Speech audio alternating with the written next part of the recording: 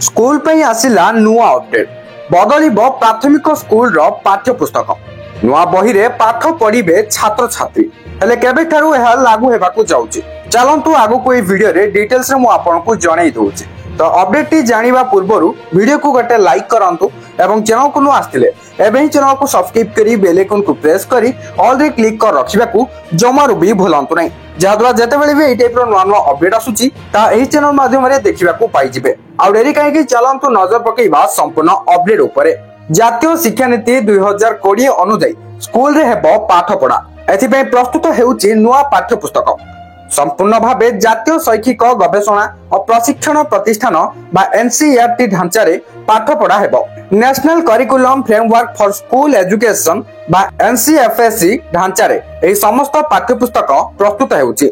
एथिरे स्थानीय संस्कृति कला ऐतिह्य और गौरवमय इतिहास को स्थानित करा जिवो। आसंता शिक्षा वर्ष अर्थात 2026-27 शिक्षा वर्षरु एही नुआ पाठ्य पुस्तक अनुसार पाठ पढ़ा हेबो। विद्यालय और गणशिक्षा विभाग पक्षरु अनुष्ठित होइतिबा बैठक रे एपरि निष्पत्ति होइछि बोली गणमाध्यम को गणशिक्षा मंत्री नित्यानंद गंड सूचना दैछंती। सूचनायोग्य जातीय शिक्षा नीति 2020 को किपरि सफल भावे कार्यान्वयन करा जिवो सेथिलागि गठित राज्य स्टीयरिंग कमिटी रो घन घन बैठक हेउची। तो यह थिला ई कमिटी रो नवम बैठक। स्टीयरिंग कमिटी रे थिबा शिक्षाविद माने शिक्षा व्यवस्था रे किपरि परिवर्तन आसीबो पिला माने गुणात्मक शिक्षा पाइबे ताकू नै मार्गदर्शन देउछंती बोली मंत्री श्री गंड कहिसंती।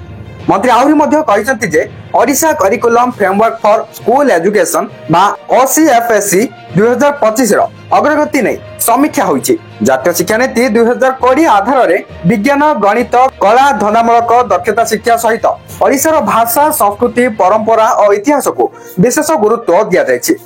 मिलिथिबा सूचना अनुसार प्रथम रु अष्टम श्रेणी जाए मोट 55टी पाठ्यपुस्तक को जातीय शिक्षा नीति 2020 अनुसार बा एनईपी 2020 अनुसार विकसित करा जिवो। एथिरु 24टी प्रस्तुति चूड़ांत होईछि आ 31टी अनुमोदन अपेक्षा रे अछि। एपरिक 12टी प्रस्तुत सरी छपा पई प्रेस को जाई सरिछि बोली विशेष सूत्ररु सूचना मिलिछि। 3टी फेज रे बही छपा होई आसंता शिक्षा वर्ष पूर्वरु प्रस्तुति सरिबो। पिलांको एही बही मागणा रे बंटन करा जिवो। एथिपई शिक्षकों को मध्य तालीम प्रदान करा जिवो। आगामी दिन में आंचलिक भाषा रे पाठ्यपुस्तक छपा जिवो बोली सूचना मिलिछि। गणमाध्यम को स्टीयरिंग कमिटी रो अध्यक्ष नित्यानंद प्रधान कहिसंती जे एनसीएफ आधार रे नुआ पाठ्यक्रम प्रस्तुत करा जायछि। एथिरे ओडिशार संस्कृति एवं सभ्यता आदि को स्थानित करा जायछि।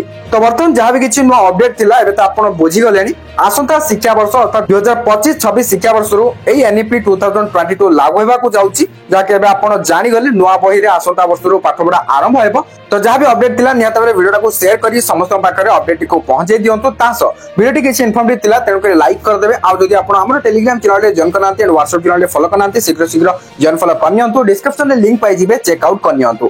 Thank you for watching.